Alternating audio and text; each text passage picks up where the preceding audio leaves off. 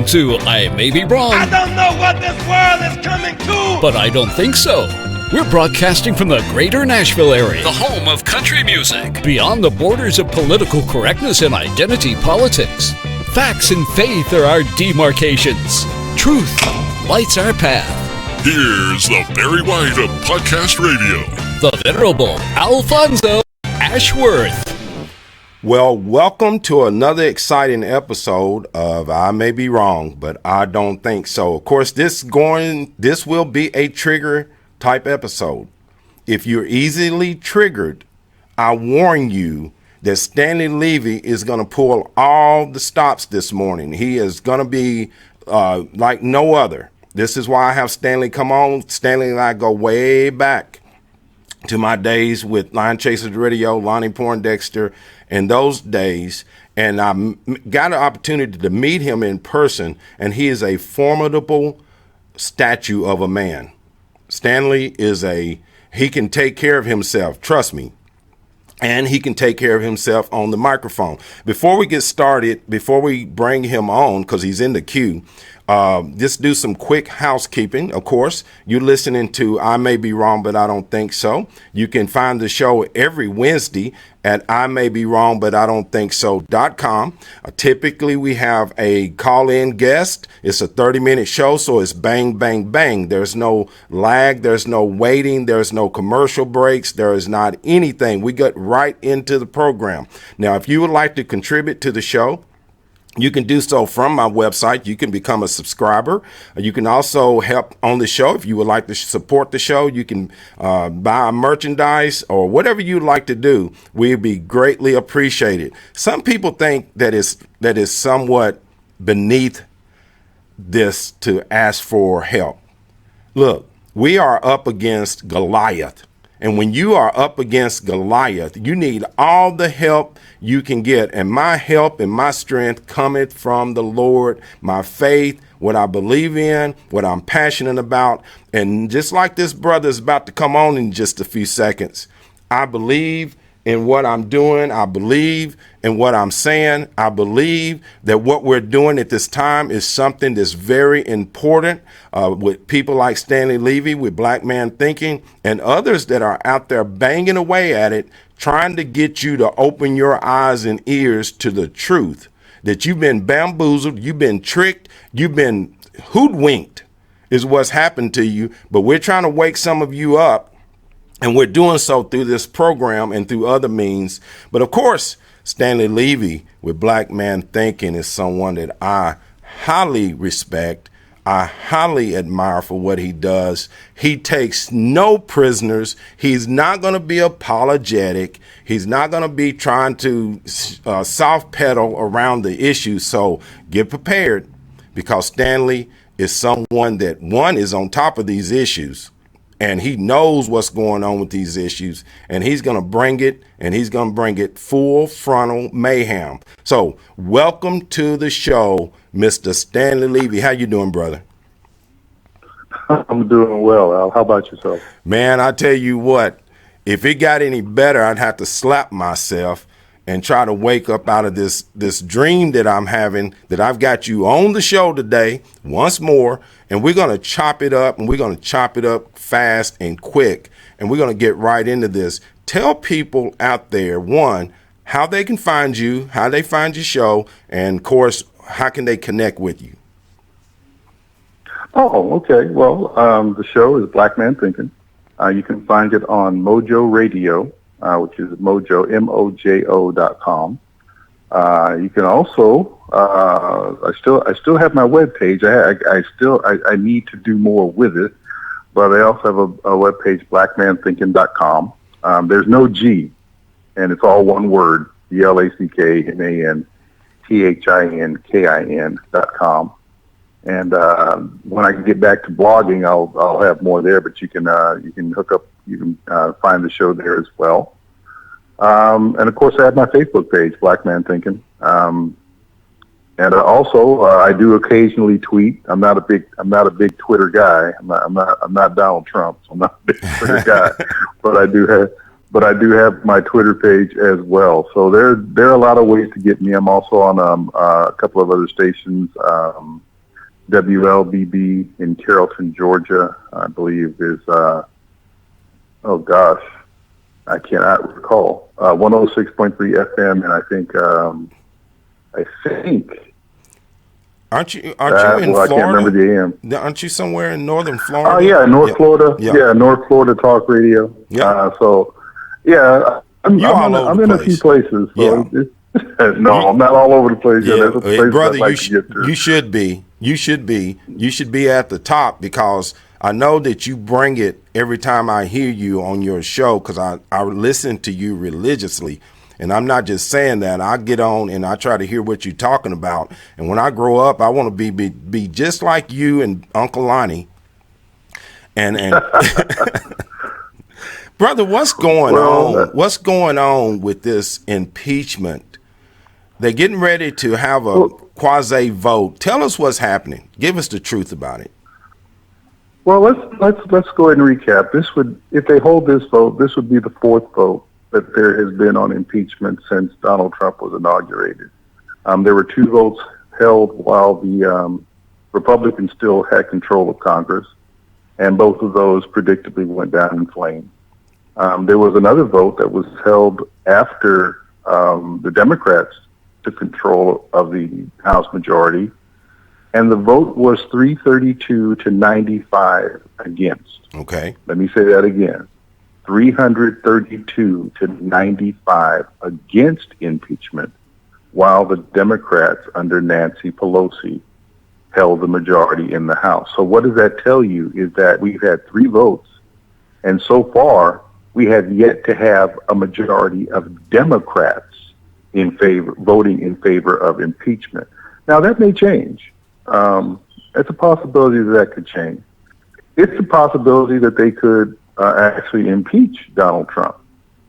I don't take that out of the realm of possibility. I take it out of the realm of importance. It doesn't matter. In some ways, the cake is already baked. If Donald Trump loses the election, it will probably mean he died before November of next year, or the voter and election fraud that we saw in 2018 will become so rampant and blatant. It will be blatant. Oh, they're going to pull all the stops. And for example, I was just working on a project with AT&T where in Los Angeles County, they're looking to go deeper into technology to quote unquote secure the vote. And the problem with trying to secure the vote, there is no such thing as a secure voting system that relies on technology. It's impossible. Right. And I say that as someone who happens to be a network engineer. It's like, are you trying? I mean, let's not forget something. The banking system has suffered billions in losses worldwide, while banks spend I don't know how much money on cybersecurity. And the simple thing is, they're not stealing money in chunks; they're stealing money in penny increments. Exactly. And they're doing it so effectively that the banks can't stop them, and they've lost billions of dollars almost yearly. And so now you're going to tell me that the same technology that can't keep money in a bank is going to sit there and protect the vote. Well, sure, and that's the whole premise behind what the Democrats have been trying to set this up for, is that Donald Trump stole the election. That's their whole premise, is that he stole the election. Actually, it's not. Their premise is not that he stole the election. Their premise is a little bit different. Okay. Their premise is that he doesn't represent the people, and that's the whole argument behind trying to say that he lost the popular vote. And I'm not saying he didn't lose the popular vote, but that's the whole issue behind the whole popular vote thing and then trying to tie everything back and get rid of the Electoral College. So all of this is tied to a very larger demographic, very larger agenda. You're right. They are simply trying to take down constitutional governance in the United States. Wow. But for impeachment, the more immediate concern is this: they don't have another election strategy. I mean, look at it. They have a nominating process that has 20 plus people in a clown car, and the former front runner, Joe Biden, can't even raise money right now. No, he can't even get a dollar. Compared to say, Lila Watha, Elizabeth Warren, right, or Bernie, heart attack Bernie, right. So the thing is, nobody thinks that Warren or Sanders, one, can win, and that if they could find a way to win, that it would be anything positive for the United States. But these are their three front runners: a guy who can't raise money, an admitted socialist, and a lying Indian. Right. Or let me ask you something, Stanley. I've had a thought about this. Then this is just me thinking that this election boils down. The reason the Democrats have to throw everything in the kitchen sink is because of the Supreme Court. Ruth Bader Ginsburg is not going to last much longer in person or out of body. I don't know. But what do you think? Is that one of their reasons that they're willing to do whatever it takes to stop Donald Trump? Yeah, I say that. I think a lot of times, and this is one of the things that I work against. There's always a narrative that that is put out there primarily by the media. Okay. And that narrative is usually off the mark. One thing that is huge, but is not reported, at least not reported very strongly, and not as strongly as it would be had it gone the opposite way. The Democrat Party lost more than 1,000 elected officers. They switched from the Democrat Party to the Republican Party during the Obama administration. Right. At the beginning of the Obama administration, you had a 70-plus seat majority in the House. You had an 18 to 20 seat majority in the Senate.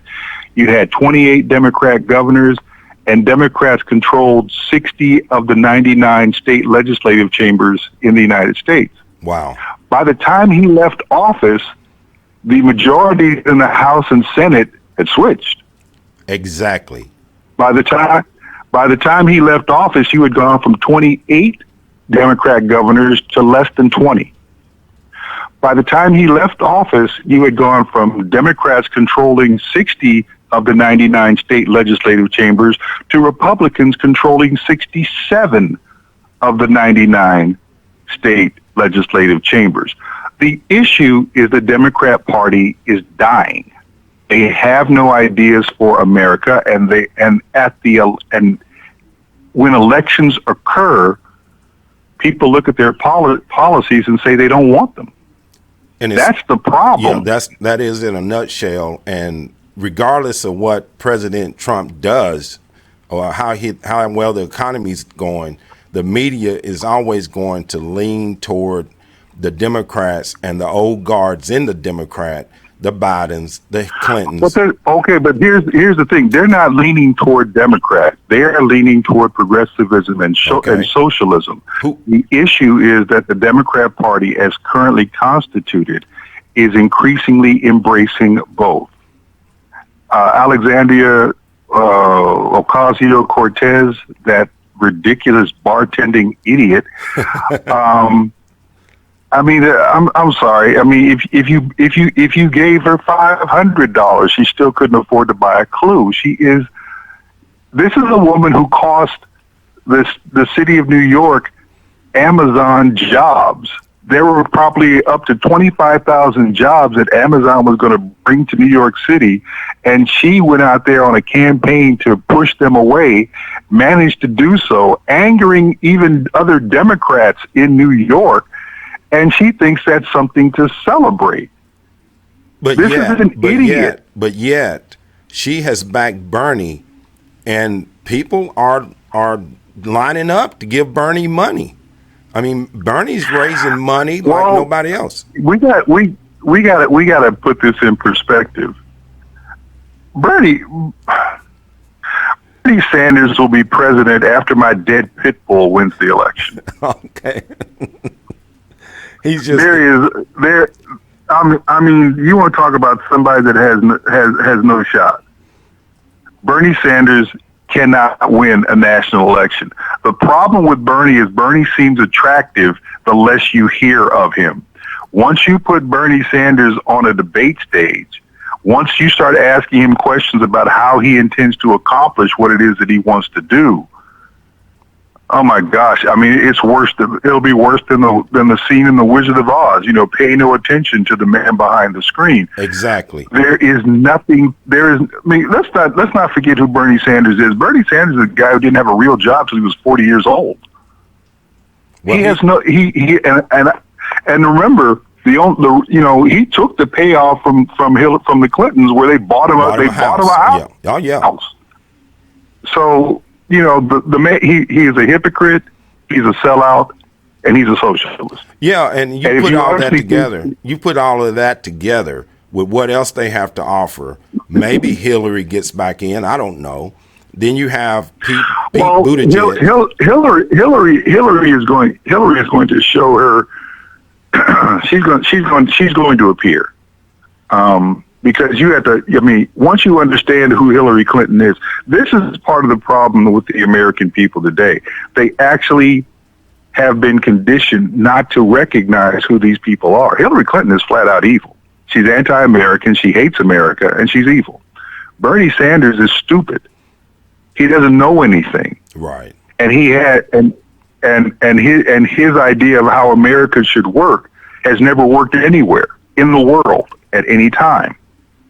He still thinks that Venezuela is not going under because of socialism. He thinks it's something else.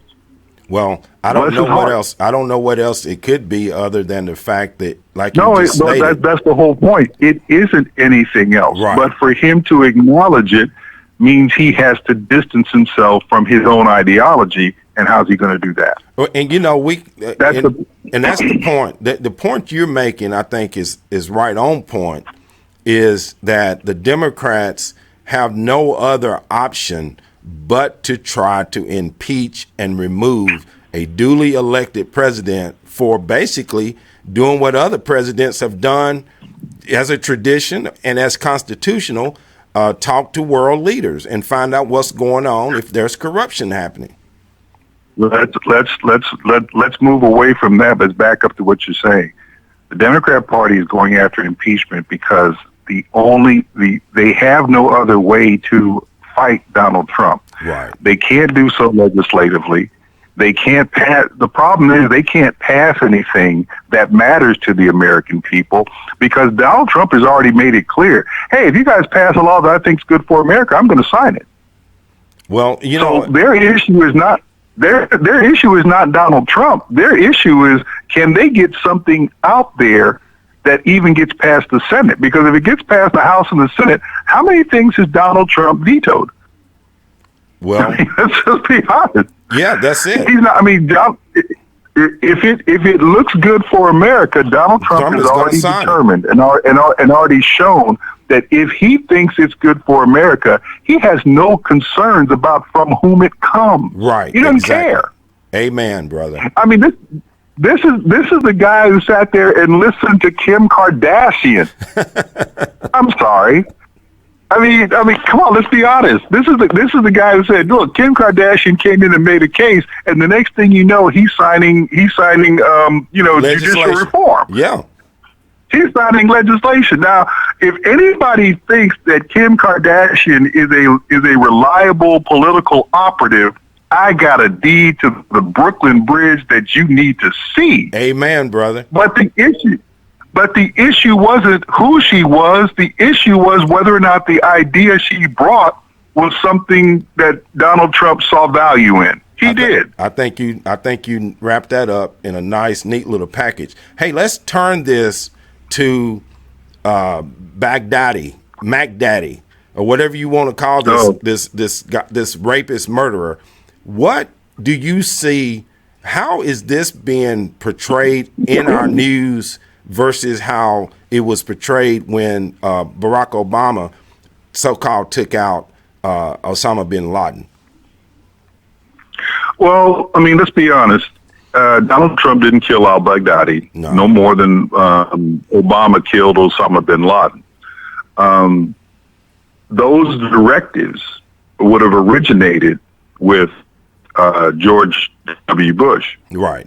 And as a result, the DOD undertook its planning to lay out a way to find and to kill or capture. Nobody really cares about capturing Osama bin Laden first, and then other individuals who would have succeeded him or been at his level. If you want to give credit where credit is due, no president put that in motion before George W. Bush. Barack Obama didn't go out there and order that someone go get Osama bin Laden. The DOD brought a plan to him and said, "Hey, we think we can get this guy," and this demonstrating a rare bit of common sense for an American president, said, "Go get him." Donald Trump did not issue an order to go get al-Baghdadi. I mean, I'm sorry, that was already in the works. The issue was finding him. What do you and think once they found him, do you think he handled that presidentially, or do you believe that, I don't give and I get so tired of it. I don't give a rat's behind about presidential handling. I get what I care about are presidential results. So every time I hear somebody, "Oh, he's not presidential," I say, "Excuse me, are you working?" Come on. Because what I want the president to do is to create an environment where the economy can thrive, which basically means he takes the government out of the way of the American people. So are you doing well? So if you're doing well, what difference does it make if he spent his entire day on his Twitter account, which sometimes it seems he does, but you're doing well, why do you care? If he spends all day on his Twitter account and you as a business are less encumbered by government regulations and are able to not only make more money, but have more time to grow your business, then why do you care what he tweets? I don't give a rat's behind about presidential behavior. I care about presidential result. And the way he handled it is the way I want a president to handle it. Did he get a result? Now, the bigger question that is not reported so much is, you can find about 4 or 5 instances in the last 6 years where the media has reported al-Baghdadi has been killed. I remember that. Yes. So here's the first question: is he dead? Okay, why am I believing this one?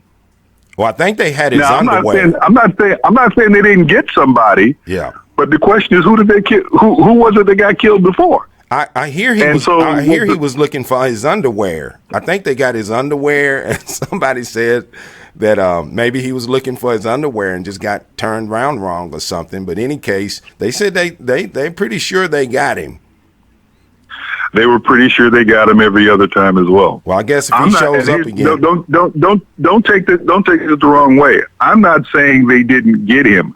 I'm saying that this has been a recurring news story that this guy's been killed. I want to see video. Now the question, and what would that tell you? They had video before. I want to see video. I want to see the autopsy. I want to see everything that they can show me. Let me tell you what I want to see. The only thing that really matters, which would be ISIS is no longer effective. There you go. Cut off the head. That's all. That's all that matters. That's it. If you've actually cut off the head, then that organization is not going to be as effective as it once was.